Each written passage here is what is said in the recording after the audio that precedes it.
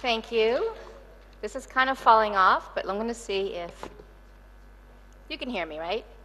Do you see like this weird wire hanging off the side? Okay, then I'm going to pretend that it's not hanging off the side, and I'm just going to talk regular. So first of all, I want to thank the staff of the India Autism Center. This has been, and it's only day one, and it has been extraordinary and inspiring and insightful.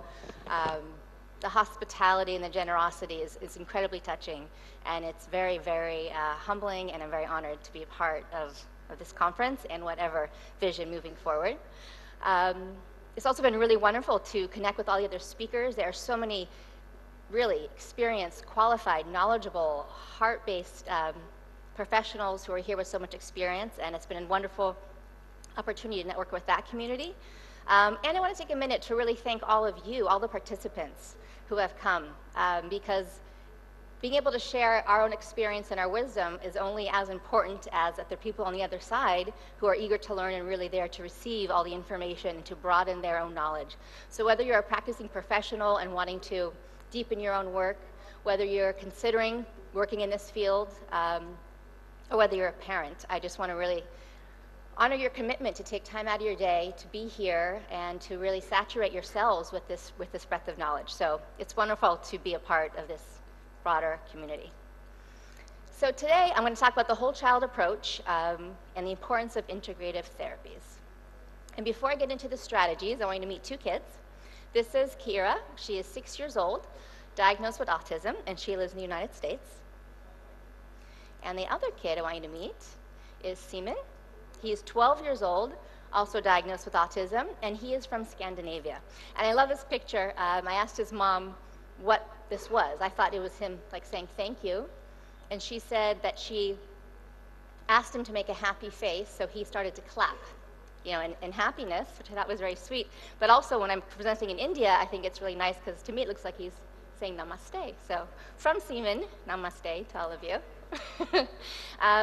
So I'm going to circle back to these two kids, Kira and Seaman, at the end of this presentation, and they're going to be the two case studies where I'm going to show you how the strategies I'm about to talk about were implemented with these two kids and the kind of powerful impact it made on their journeys, both in very different ways. So a little bit about what we're going to cover today. I'm going to define integrative care, discuss the problems that can arise when care is not offered in this way. I'm going to share with you the core concepts of our whole child approach and how these concepts can be applied and the impact they can make with the case studies with Seaman and Kira that I just told you about, and talk about a vision for our community. So first I want to define integrative. Integrative is the combining or coordinating of separate elements so as to provide a harmonious and interrelated whole. And I think this is said best as by Aristotle, that the whole is greater than the sum of its parts. So I'm not just talking about an accumulative list of different therapies, but actually the way they relate to each other to create something totally different, to create something new by the way they influence and impact each other. And I'll tell you what I mean specifically in just a minute. First, some problems that can arise when care is not provided in this way. So for any of you who are practicing professionals, or if you're a parent, here's some things that you might have come across. First of all, limited or inconsistent results. So you might have had an experience where a kid gains a skill, loses a skill, gets a word, loses a word. I think one of the biggest frustrations I've heard from parents is, oh, he finally got this word. We heard it for about 2 weeks and haven't heard it again. Right? I'm sure you've all come across that kind of experience, same thing with all kinds of different skills. That's one thing that you might come across. And I'll talk about how creating care in an integrated way can really address that issue. A child being stuck, or what looks like a regression in development. So you might have also had an experience where your kid has made some really exciting developments and then just kind of hit a brick wall. We can't get past that. How do we make that next step? So there's often times where a child might seem like they're stuck, or that there's a regression. They've gained these skills that were consistent, and then they're gone. A child becomes much more withdrawn after being much more social and open. A child who was once really balanced and very even in his attitude becomes very erratic and very moody. A child who was making great eye contact suddenly makes very little eye contact. So what might look like a regression can happen. And here's another piece that I think this is one that's often overlooked. When care is not offered in an integrated way, You lack the leveraging of developing in one area to help create the momentum in another. And I want to just repeat that again. When care is not offered in an integrated way, you have a lack of leveraging the development in one area to help create the momentum in another. And I want to give you an example of what that means. I think this is something that is often not looked at, and this is what I mean by whole child. This is a quote from John J. Rady from The User's Guide to the Brain, and he writes, "Movement is crucial to every other brain function, including memory, emotion, language, and learning. Our higher brain functions have devolved from movement and still depend on it." So movement is one example that by focusing on movement, by creating an aspect of therapy that's focused on movement, can actually create an incredible impact on areas that are not necessarily movement related or seemingly movement related, things like language, things like memory, things like emotion. And I wanted to share a story with you about this with my own son, who is not on the autism spectrum but has some learning challenges, my youngest. He's 12 years old, who had some severe challenges with reading and writing. And when this was discovered, when he was about 8 years old, 7 or 8 years old, we did everything. We went to a reading specialist, and we did vision therapy, and we did occupational therapy to work on his handwriting skills, and he got extra special help at school, and we just did everything. And we didn't really see very much. But then I learned about specific movement programs, movement programs that focused on the integration of reflexes, that focused on building pathways, that focused on maturing his brain to create readiness for skills like reading. And it was only then that we started to see some significant leaps in his ability to read. That was the only time where he used to look at a page that was just text and get immediately overwhelmed and resist. But then he started reading books that had like pictures on them. And now, has anyone heard of Percy Jackson, the series Percy Jackson? So he's reading Percy Jackson right now, and he's in bed. You know, it's like a 300-page book. And I'm just like, oh my God, he's reading. And he's not reading at age level. I don't know if he'll ever read at age level, but he has made significant gains in this area, and that came by us actually not directly targeting reading, but addressing movement, which developed his brain, which led him to read. So that's an example of how focusing on one area will really leverage development in another. So with that awareness, I came together with a group of professionals, and we created what we call the Whole Child Team, which is myself, Roni Enton, who's an individualized biomedical nutritionist, Dr. David Berger, who's a board-certified pediatrician, and Patsy Giarda, who's a board-certified pediatric nurse practitioner. And we began to really see the importance of the integrated approach and work with families in that way. And what I want to do now is really share with you some of the core concepts of this whole child approach. So core concept number 1, healing underlying medical issues is critical to a child's growth in all areas of development. Healing underlying medical issues is critical to a child's growth in all areas of development. And I think this picture really says a lot. So you see a kid, he's kind of hunched over, he looks like he's got a cramp or he's nauseous or something's going on. And if you look at him in his face, can you even imagine him being focused or available to learn anything? You know, to learn interactive skills, to learn reading, to learn math. He's not available. He's so just busy managing and coping with his own medical issues. So deep and meaningful growth is impossible if a child is suffering from inflammation, which can result in chronic diarrhea or constipation, hyperactivity, which can be due to dysregulation, brain and nerve dysfunction, which can be due to malnutrition or toxicity. And these are just some of the things and some of the results and some of the reasons. There's so many. But if a child is dealing with any one of these things, then all the problems I spoke about before can arise. Regression, a child being stuck in their development, a child having skills and then losing skills.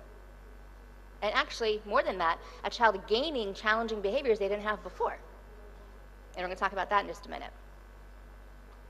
So here's some core areas that could be addressed: refining and optimizing diet, gastrointestinal support, immune and allergy support, heavy metal detoxification, oxidative stress management, DNA methylation assessment, adrenal support, environmental toxicity, and inflammation support.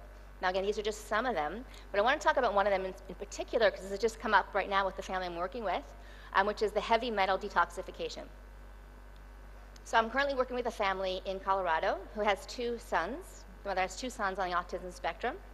And she began to notice that her older son, who's a 9-year-old, Mikey, began to have behaviors that he wasn't having before. He became very moody. He would have sort of breakdown in tears, seemingly out of nowhere.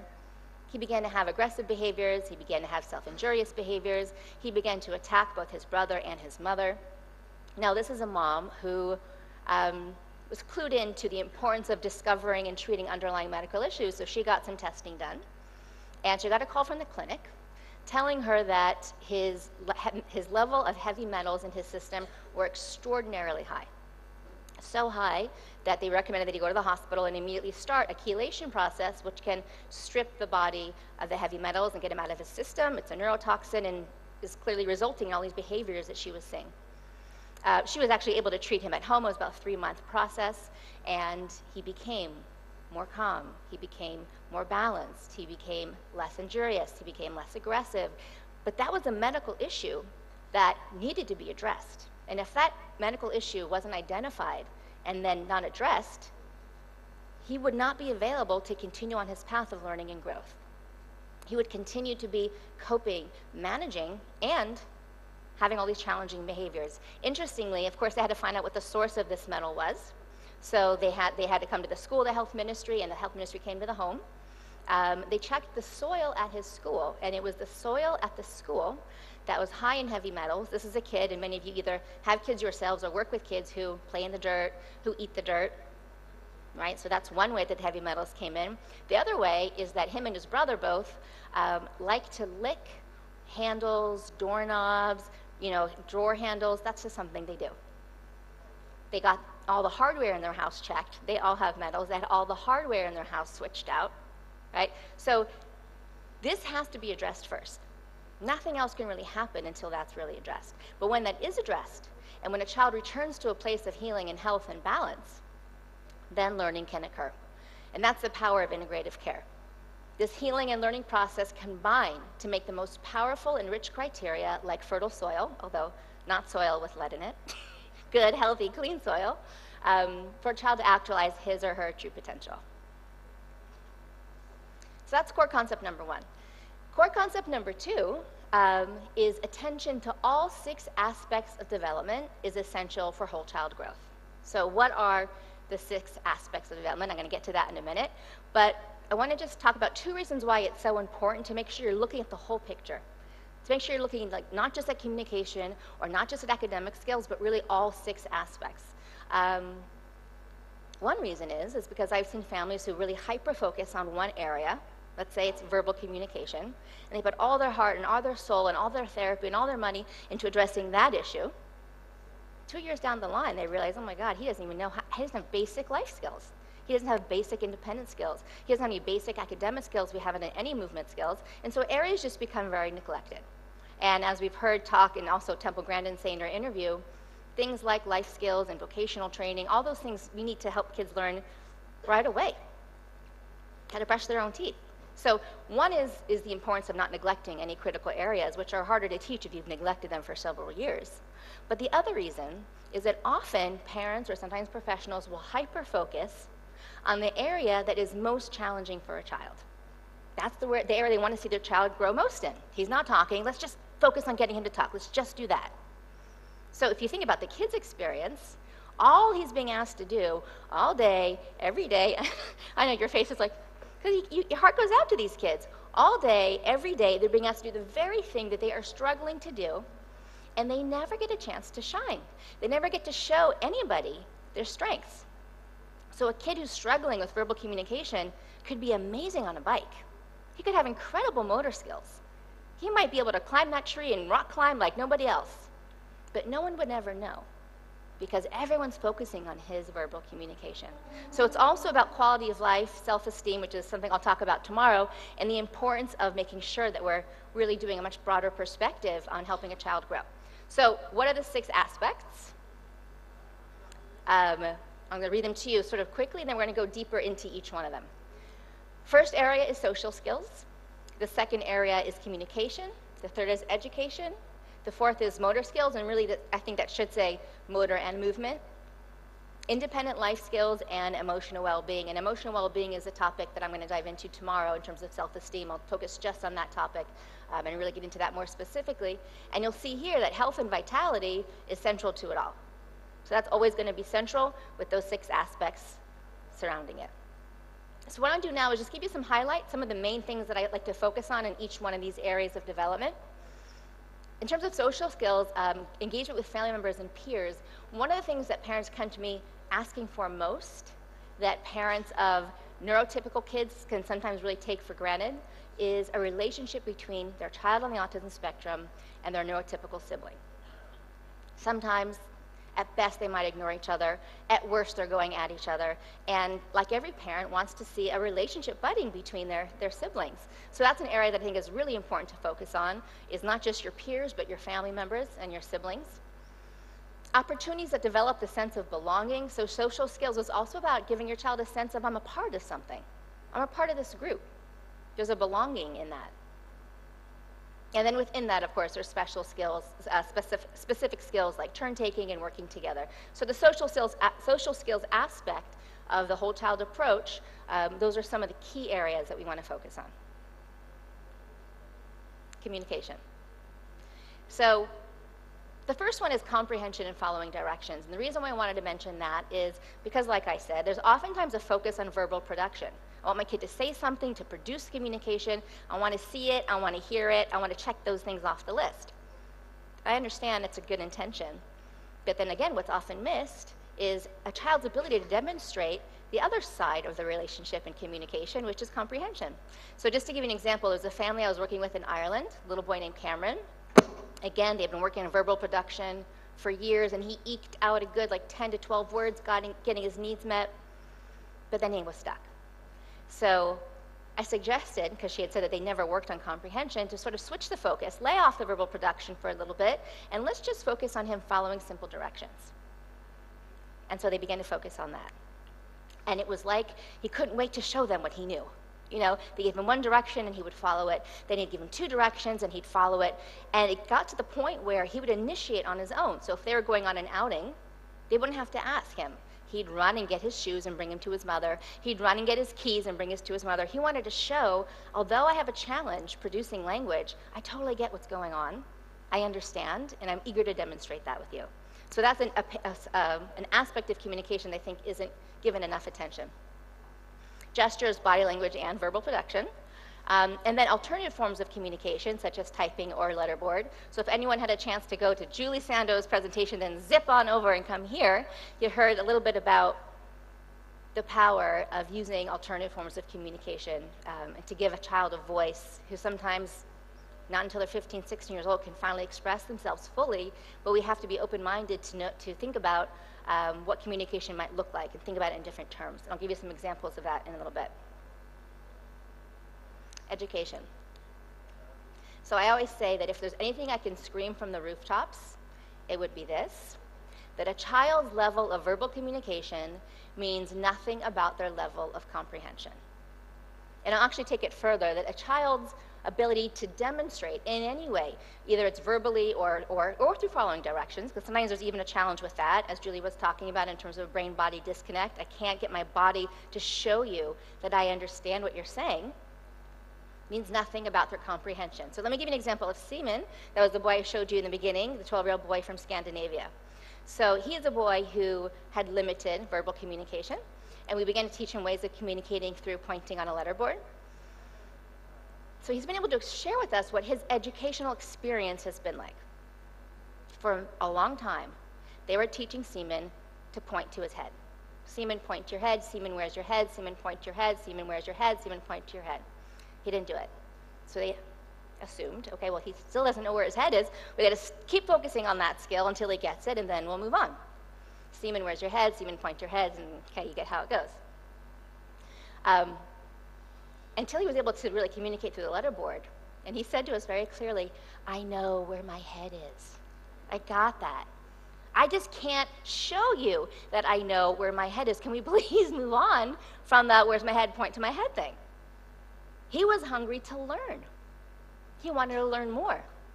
I'm going to show you a video tomorrow about sort of the leap he made in learning.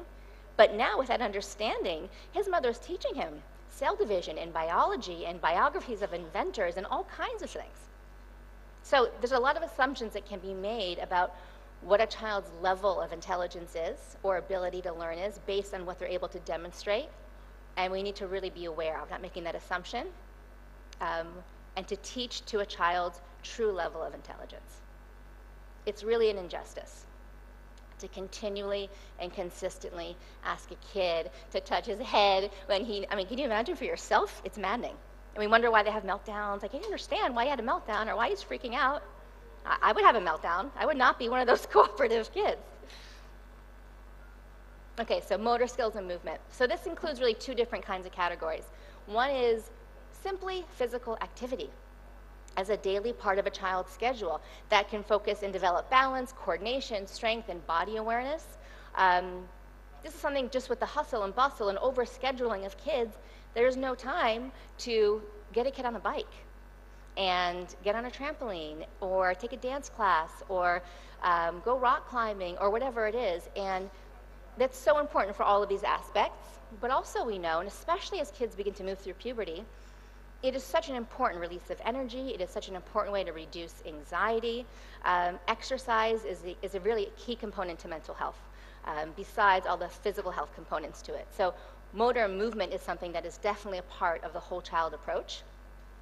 And incorporating specific movement programs like the reflex integration that I spoke about, which is designed to mature the brain and develop high-level thinking and reduce anxiety, and actually do a lot of work in terms of sensory integration, which we know is such a barrier for so many kids. There are a lot of movement programs out there that through doing movements, you really begin to organize the brain and help a child become less sensitive, and then again, in a better position to learn in a variety of ways. Number 5 is independent life skills.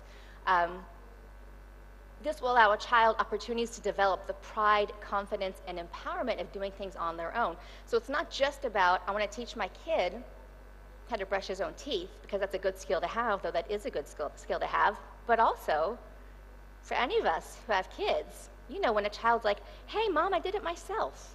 There is such a pride in any child who does that, whether they're mixing the cookie batter or tying their own shoe or putting their shirt on. I mean, I had a kid who wore his shirt backwards and inside out for a long time because he was so proud that he put it on. I wasn't going to touch that, you know? So besides the skill itself, helping a child become independent, and again, I've had kids who are 9 years old typing on the letterboard, please let me do things on my own. I want to learn how to do that. So it's part of a sense of self-worth, but it's also important for the skill itself. And it also includes activities that facilitate becoming a contributing member of the family and community. So doing things like shopping or cooking or taking care of a pet also helps a child not always be in the position of, I'm receiving all these therapies and treatments, but I'm a contributing part of a community, which is a really important part of a child's self-worth. And emotional well-being, which is my favorite topic to talk about. And I'm primarily talking about self-esteem and helping a child develop a positive sense of self. And this is the most neglected area, in my opinion. This is important for all kids, for all people, but especially for children with autism who are misunderstood, underestimated. Sorry, someone give me some water. Thank you. Thank you.